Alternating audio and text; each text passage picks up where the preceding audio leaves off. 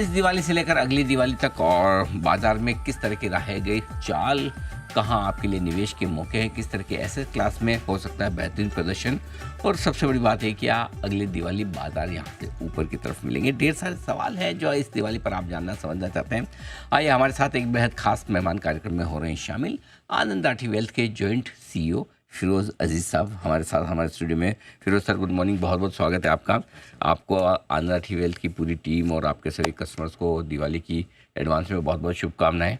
और आप जिस तरह से बहुत ही बेहतरीन काम कर रहे हैं पूरे देश भर के लिए वेल्थ बनाने का, ये साल आपके लिए और बेहतरीन साबित हो और अच्छी आप वेल्थ बनाएं, ऐसी हमारी शुभकामनाएं। थैंक यू अनिल सर, इतनी अच्छी प्यारी विश की आपने। मैं सोच रहा हूँ उसको एग्जैक्टली डिटो आपको बोलूँ, कोर्स कॉपी लगेगा, बट आई थिंक इतनी प्यारी विश आपने की। हम तो देश के पैसे मैनेज सिर्फ 12,000 परिवार के मैनेज कर सकते हैं। आप उसी को क्रोर्स में मल्टीप्लाई कर सकते हैं, लैक्स में मल्टीप्लाई कर सकते हैं। That's what you do for India. नहीं, I am glad. Thank you sir. Diwali के नज़दीक जैसे जैसे पहुँचे थोड़ा मूड माहौल ठीक हो रहा है, नहीं तो ऐसा लग रहा था कि इस बार डिप्रेसिंग वाली दिवाली ना मनानी पड़ जाए कहीं। क्या लग रहा है सर मूड माहौल बाज़ार का इस वक्त? आपको क्या लग रहा है कि बाज़ार वाकई में कुछ एक साल के शांत रहने के बाद अब कमाल करने की तैयारी में है? यस अनिल जी, कमाल करने की तैयारी में तो है। अब कमाल का जो डेफिनेशन है वो सबका अलग अलग होता है। मेरा कमाल का डेफिनेशन इतना होता है कि भाई मीडियन रिटर्न निफ्टी की आधा टाइम वो 11 से ऊपर देती है, आधा टाइम 11 से कम देती है। That's called the median return. Median से ज़्यादा आने की अच्छी खासी उम्मीद है। दैट्स व्हाट आई कॉल कमाल। अब मैं कमाल बोल दूं किसी को 30% की उम्मीद हो, क्योंकि गोल्ड जैसे भाग रहा है, लोगों की उम्मीदें अलग लेवल पे पहुंच गई। करेक्ट। सो मीडियन से ज़्यादा रिटर्न आने की संभावना है। आप इस दिवाली में बैठे हैं, लास्ट दिवाली से कुछ नहीं हुआ, 4-5% की नेगेटिव रिटर्न आई है। राइट सितंबर टू सितंबर या अक्टूबर टू सितंबर। उसके प्रीवियस ऑलमोस्ट 25-30% की रिटर्न आ गई थी। और एक साल रिलैक्स किया तो द प्रोबेबिलिटी दैट ये अच्छा करेगी ये साल ज़्यादा है। 11-12 से ज़्यादा कर दे निफ्टी तो ब्रॉडर मार्केट में 15-16 की उम्मीद है। क्यों कहता हूँ? दो कारणों से कहता हूँ कि ब्रॉडर मार्केट में 15-16 की उम्मीद है। काफ़ी बार ऐसा भी होता है कि निफ्टी ने 12 किया बट स्मॉल कैप ने 2 ही किया। क्योंकि कल का भी अगर परसों का आंकड़ा देखो ना, स्मॉल कैप में 538 करोड़ रुपया आया है एक दिन में। अच्छा, तो जो फ्लोज हैं ब्रॉडर मार्केट में इंडिया के, वो थमते बिल्कुल नहीं दिख रहे। लास्ट 28 डेज वर्किंग डेज में स्मॉल कैप में पॉजिटिव इनफ्लो आया है। और highest I have seen in the last 1 year is day before yesterday, इसीलिए वो याद है। दूसरा इसलिए कह रहा हूं कि संभावना मीडियन से ज्यादा आने की है क्योंकि मैं 4 इकोनॉमिक चीजें चेक करता हूं। GIFC, okay, G is GDP 7.8 की GDP ठीक ठाक है। इन्फ्लेशन 2.1, फिर होता है टैक्स कलेक्शन, राइट, और फिस्कल देखें 2.7 लाख करोड़ की जो डिविडेंड आ रही है RBI से, वो फिस्कल पोजीशन को ठीक कर देगी। कलेक्शन थोड़ा कम होगा बिकॉज बहुत सारे सॉप्स मिले हैं GST में, but I think fiscal will be the only risky item. Tax collection अगर आप देख रहे हैं तो GST की टैक्स कलेक्शन 9.1% सितंबर टू सितंबर बढ़ी है। जुलाई का जो डायरेक्ट टैक्स का आंकड़ा है वो डिक्लाइन हुआ है, बट वो इसी कारण से डिक्लाइन हुआ है क्योंकि एक्सटेंशन मिली थी। सो ये पूरे जो पार्टी स्पॉयलर्स कुछ नहीं है GIFC में।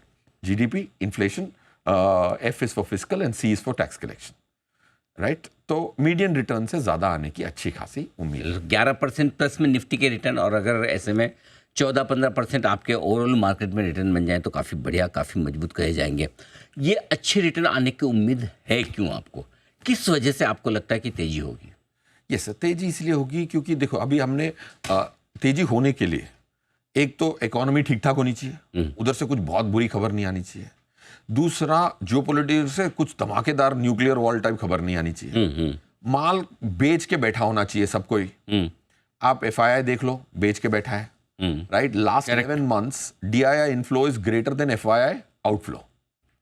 ओके, लास्ट ये पूरे जनवरी से लेके अब तक तो लोग माल बेच के बैठे हैं, कैश मार्केट में बेच के बैठा है FII। रिटेल भी हैवी नहीं है, मार्जिन फंडिंग की जो बुक्स हैं टॉप 5 ब्रोकर्स की वो पीक पे नहीं है, और डोमेस्टिक को पैसा आ रहा है। तो डिमांड सप्लाई का जो इक्वेशन है वो भी ठीक ठाक लग रहा है। एंड अगर आप फ्यूचर्स पोजीशंस में जाते हैं तो FII की ऑलमोस्ट 8% की लॉन्ग पोजीशंस हैं। ऐसे मौके पे शॉर्ट स्क्वीज आना साल भर में एक bar is not very difficult. ठीक बात है। तो FIIs की पोजीशंस कम है, भारत में इन्वेस्टर्स के पैसे काफ़ी मजबूत आ रहे हैं, इकोनॉमी की सिचुएशन काफ़ी बेहतर है। अब ऐसे में एक बार इक्विटी मार्केट पे ही रहते हुए कहाँ आपको लगता है कि अच्छे पैसे बन सकते हैं इस बाजार में? कौन सी थीम्स आपको पसंद है? मेरे हिसाब से एक अगर लंबी अवधि की थीम मैं बोलूं तो वो कैपिटल मार्केट होगी। It's the most non popular theme, but अगर इंडिया की जो फाइनेंशियलाइजेशन की गाड़ी चल पड़ी है, अगर आप 5 साल के बाद देखेंगे तो निफ्टी में 1, 2 या 3 कैपिटल मार्केट इंफ्रास्ट्रक्चर स्टॉक्स या एक्सचेंजेस, ये सब वो निफ्टी के अंदर आएंगे। अगर निफ्टी के अंदर आएंगे तो इनकी वैल्यूज री रेट होती हैं और एटलीस्ट उसमें बॉयंसी आती है, क्योंकि निफ्टी आज के इंडेक्स के पैसे जो हैं, इंडिया के इंडेक्स फंडों के 8-9 लाख करोड़, वो निफ्टी और सेंसेक्स में ही 92% है। तो मेरा ये मानना है कि कैपिटल मार्केट इंडेक्स के जो 15 स्टॉक्स हैं उसमें से आप ये अनुमान लगाएं कि कौन से स्टॉक्स की इंक्लूजन्स होंगी ये बड़े इंडिसेस में। तो उन स्टॉकों में आपको निफ्टी अगर समझो 20-25% की कंपाउंडेड रिटर्न मिलने की उम्मीद हो, 26% पे पैसा 10 साल में 10 गुना होता है, राइट? 26% सुनने को बड़ा कम लगता है। तो you have to identify which according to you in the Nifty capital market index वो निफ्टी में आएंगे, क्योंकि zero representation capital market index का निफ्टी में 10 साल बाद होगा नहीं।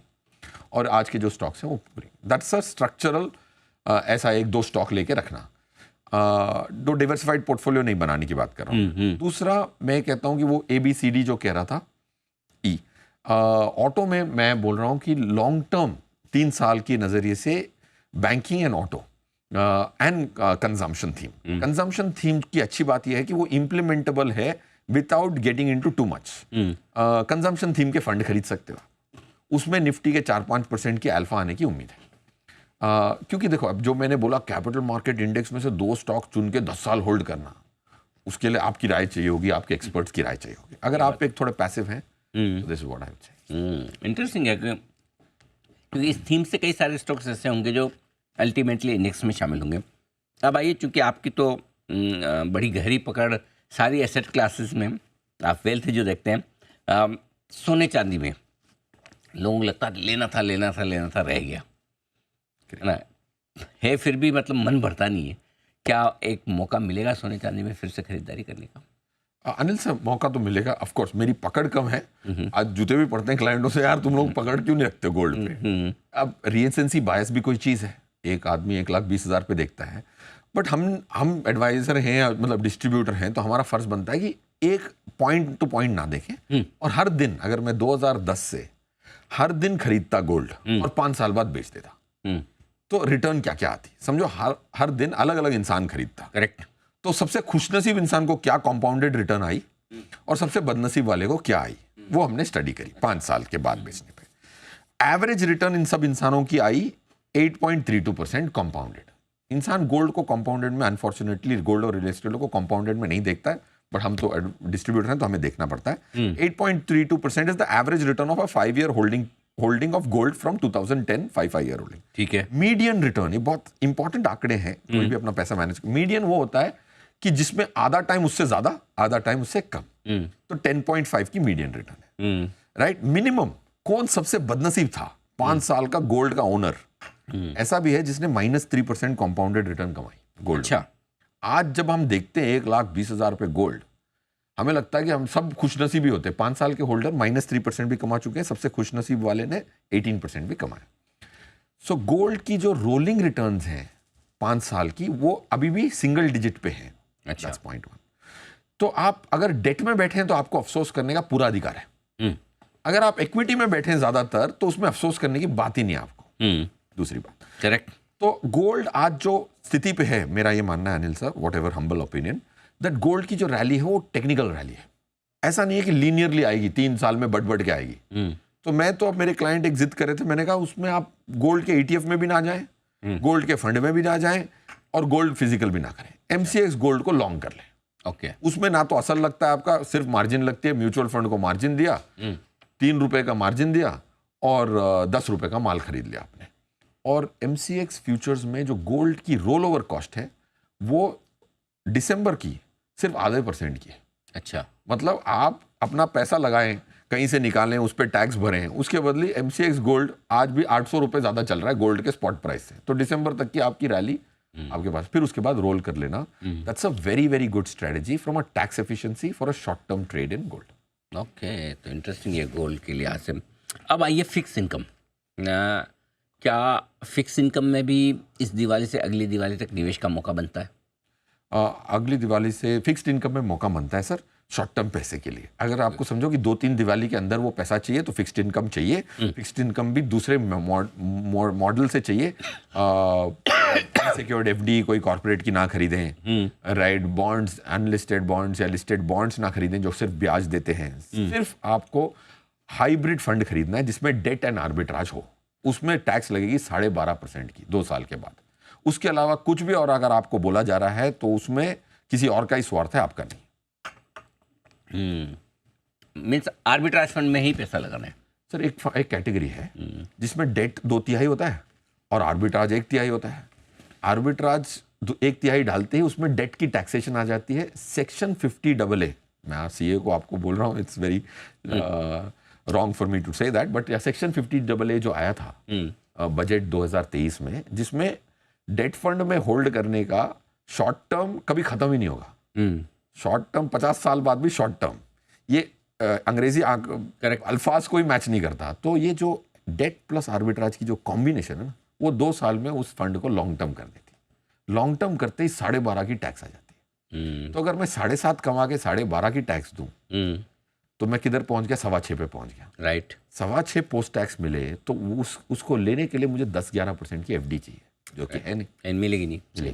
तो दैट्स व्हाई शॉर्ट टर्म मतलब debt fund plus arbitrage is a great tool. बिल्कुल।